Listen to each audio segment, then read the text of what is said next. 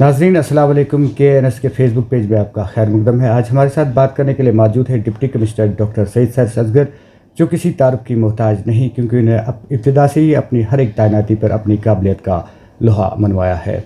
Madam, आपका KNS में खैर मकदम है। Thank you. मैडम, क्या आपको शुरू से ही IAS बनने का शौक़ था? जी बिल्कुल, मैंने जब पढ़ाई के दौरान ही ये डिसाइड कर लिया था जी कि मुझे एडमिनिस्ट्रेशन में जाना है जी। और जब MBBS में भी मेरी सिलेक्शन हुई तब भी बैक ऑफ द माइंड में यही था कि I have to be in administration.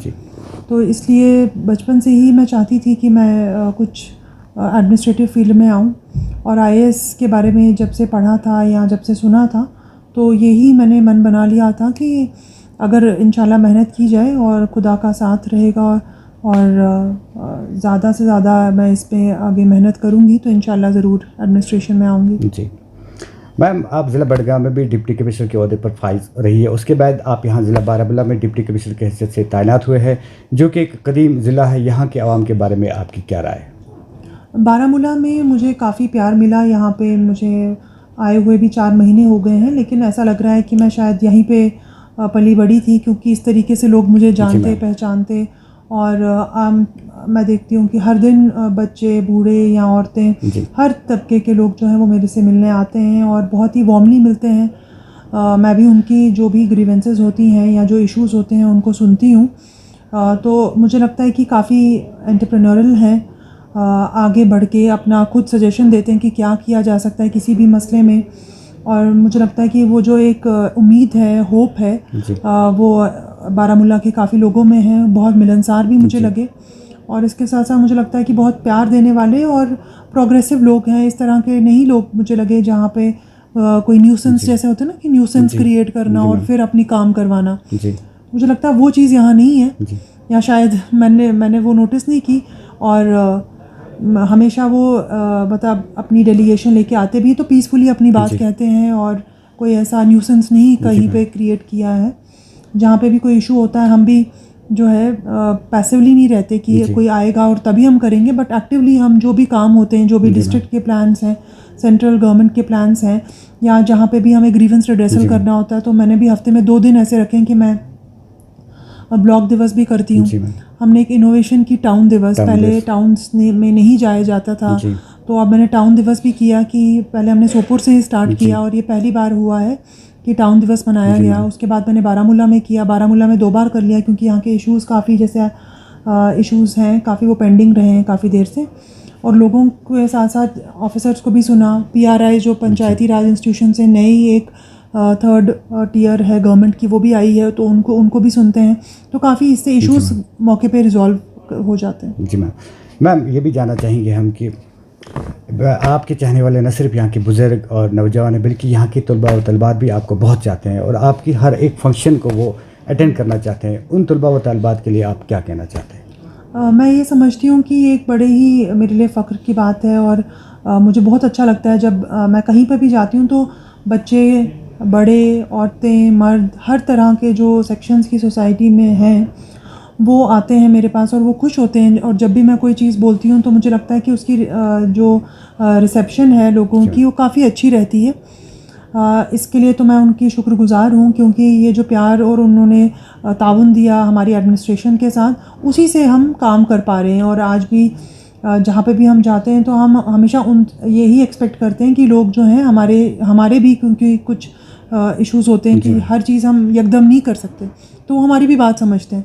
ये मुझे बहुत अच्छा लगता है। और बच्चों से स्पेशली मैं बात करती हूँ, जब भी मैं किसी भी ब्लॉक दिवस पे जाऊँ या मौक़ों पे जाती हूँ, तो मैं स्कूल या कॉलेज में या हॉस्पिटल वगैरह जो ऐसे इंस्टीट्यूशंस होते हैं उनमें जाती हूँ और बच्चों से या वहाँ के लोगों से बात करती हूँ, क्योंकि मुझे लगता है कि ऑफिसों में बैठ के ही सिर्फ काम नहीं होता, बल्कि लोगों से मिलने से आपको रियलिटी का पता चलता है कि जो चीज़ें हम फाइल पे लिख रहे हैं क्या वो मौके पे या ज़मीनी स्तर पे वो हो भी रही हैं कि नहीं, और अगर हो रही हैं उनसे क्या इफ़ेक्ट पड़ रहा है, तो हमारी जो पॉलिसी मेकिंग होती है या इम्प्लीमेंटेशन होती है उसमें हम तरमीम कर सकते हैं। फिर मैम, आपकी रहबरी में बारामूला जिले को बहुत ज़्यादा तरक्की की उम्मीद है। इस ज़मीन में मज़ीद आप क्या करना चाहते हैं? मेरे 2-3 प्लान्स हैं बारामूला को लेके।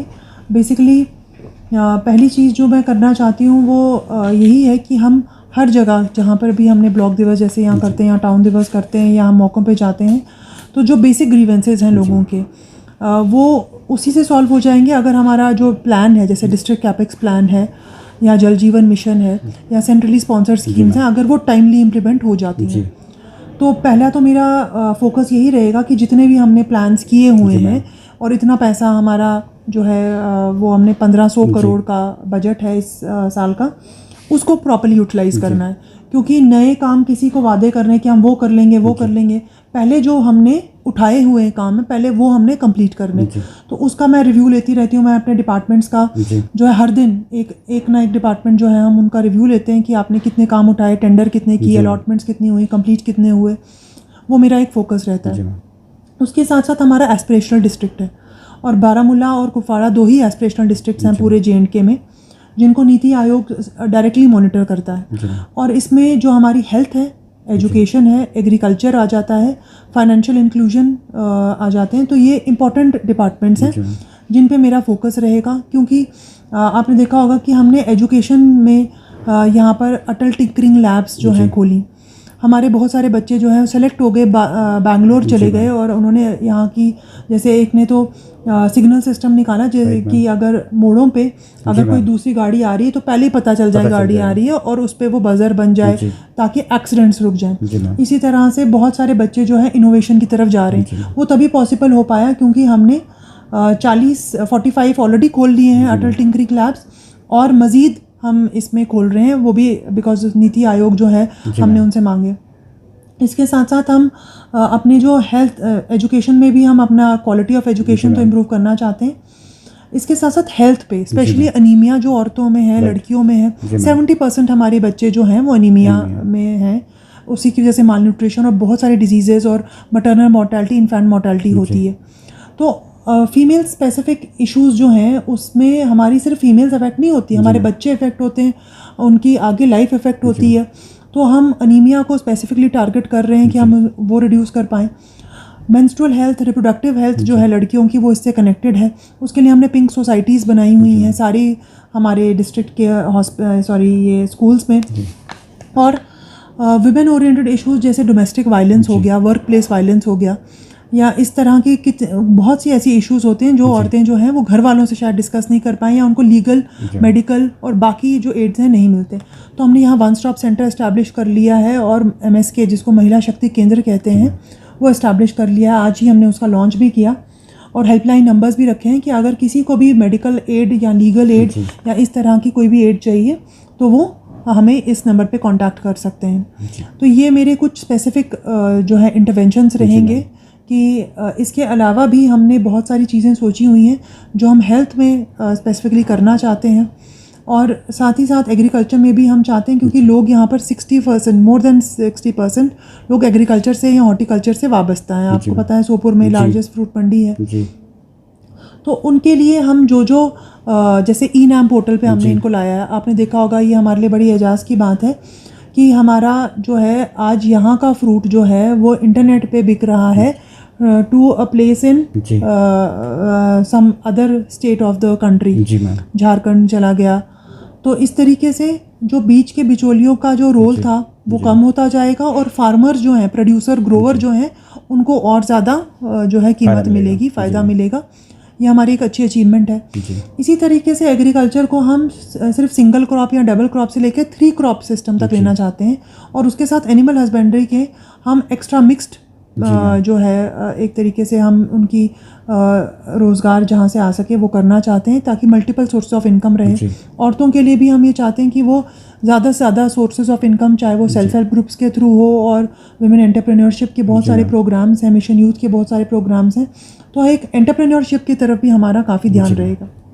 मैम चलिए बात करते हैं हम बारामूला की। बारामूला में सबसे ज़्यादा अहम मसला इस वक्त ये है पार्किंग का है। इस मसले को हल करने के लिए अगरचे कोशिश सबों ने की मगर इसका मुकम्मल कोई हल ना दे सका, तो आपकी मैम क्या कोशिश रहेगी? देखिए, ये मेरी एक टॉप प्रायोरिटी है कि यहाँ पार्किंग होनी चाहिए और इसके लिए हम ने लैंड ऑडिट करा रहे हैं। जहाँ पर हमें अगर लगता है किसी डिपार्टमेंट के पास ज़्यादा लैंड है और वो यूज़ नहीं हो रहा तो हम डायरेक्टली सरकार को लिखेंगे कि इसको ट्रांसफ़र किया जाए। बिकॉज इसमें हमें बहुत सारी अड़चनें आई, बहुत सारे पिछले मतलब 75 ईयर्स में कोई ऐसी पार्किंग बिल्कुल इस्टेब्लिश नहीं हो पाई। तो अब हमने यही सोचा है कि हम डायरेक्टली सरकार को लिखेंगे और इसमें हमने काफ़ी इसमें ऑलरेडी ग्राउंड वर्क किया हुआ है एंड आई एम होपफुल कि विद इन 1 और 2 मंथ्स हमारा ये आ जाना चाहिए प्लान। बहुत अच्छी बात है मैम। अब दूसरा क्वेश्चन आपसे ये जानने की कोशिश करेंगे कि आप ये बताएं कि मतलब जो रोड वाइडनिंग का सिलसिला है ये कहाँ तक सही है? देखिए रोड वाइडनिंग तो हो ही रही है। आपने देखा होगा कि जो हमारी श्रीनगर से लेकर पूरे ओडी और फिर वो आगे पूंछ भी जा रही है, बहुत सी रोड्स की वाइडनिंग हो गई है। लेकिन हम एक नया नेशनल हाईवे जो है, जो हमारे 850 करोड़ का प्रोजेक्ट हमें अभी रिसेंटली हमें सैंक्शन हुआ, गवर्नमेंट ऑफ इंडिया ने दिया है, उसमें भी जो है बीकन रोड बना रहे हैं, BRO बना रहा है और उसमें पूरा ज़ोरों से काम चल रहा है। उसकी हमने जो भी नोटिफिकेशंस वगैरह निकालनी थी वो हो चुकी हैं। अब जो काम मुझे लगता है कुछ ही दिनों में वहाँ पे भी स्टार्ट हो जाएगा।